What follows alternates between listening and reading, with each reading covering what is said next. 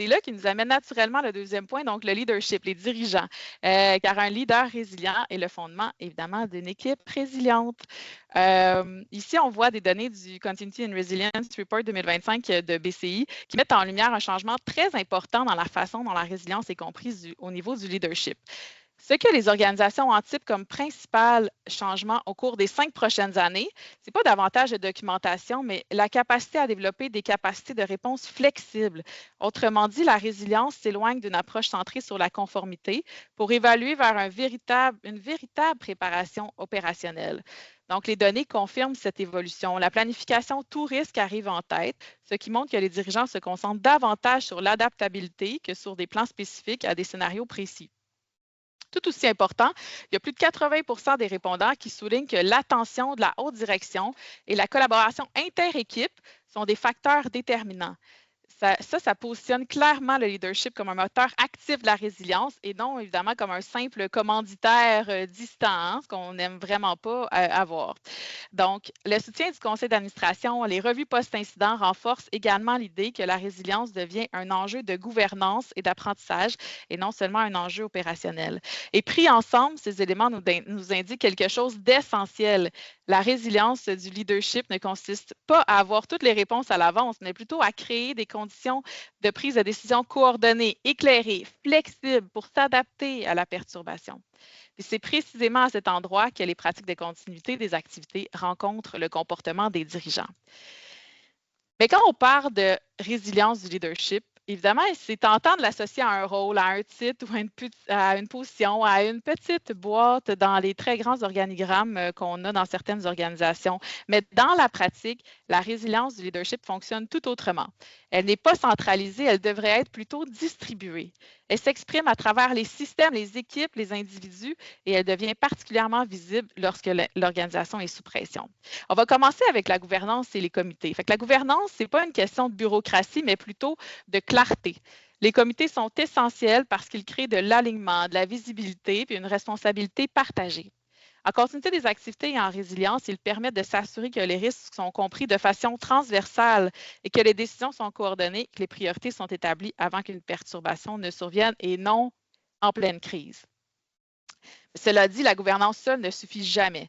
La résilience prend réellement forme à travers le travail d'équipe et la collaboration. Les perturbations ne respectent pas les silos organisationnels, là. On le sait, ça. Elles traversent les départements, les technologies, les responsabilités. Les équipes habituées à travailler ensemble, à partager l'information, à signaler rapidement les enjeux et à décider collectivement sont beaucoup plus efficaces lorsque le temps et l'information sont limités. Et c'est ici que la formation et le développement de carrière jouent un rôle clé. La formation ne transmet pas seulement des connaissances techniques, elle crée un langage commun, hein, ça c'est super important, des repères partagés et une confiance dans la prise de décision. Elle aide les personnes à comprendre non seulement quoi faire, mais comment réfléchir lorsque les plans ne s'appliquent plus parfaitement. Le développement des capacités transforme la résilience d'une exigence documentaire en une compétence réellement vécue. La résilience du leadership repose aussi sur la planification de la relève. Les perturbations coïncident souvent avec des périodes de transition, hein, parce que c'est ça, la loi de Murphy, là, évidemment. Il y a des changements de rôle, des responsabilités ou de disponibilité des personnes clés, évidemment, quand il arrive quelque chose de gros.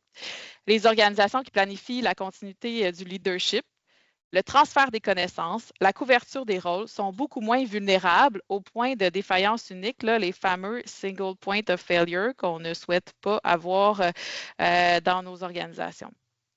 Étroitement lié à ça, on retrouve la gestion et le développement des carrières.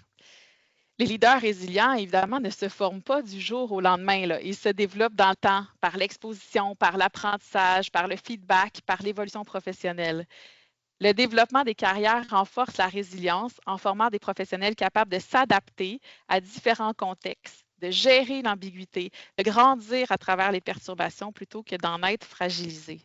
Et tous ces éléments-là convergent dans la capacité d'adaptation au changement. On ne s'en sort pas, c'est au cœur même de notre métier. La véritable résilience du leadership se manifeste lorsque les conditions changent, que les hypothèses s'effondrent et que les nouvelles contraintes apparaissent.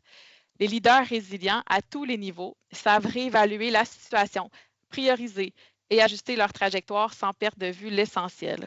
S'adapter ne signifie pas nécessairement réagir plus vite, mais répondre de manière plus intelligente. Et cela nous amène au message central de cette diapositive-là.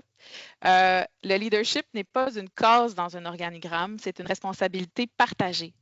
Il se manifeste dans les comportements, les décisions et les interactions. Il apparaît lorsque les personnes prennent des responsabilités, collaborent au-delà des silos et agissent avec intention dans des contextes d'incertitude.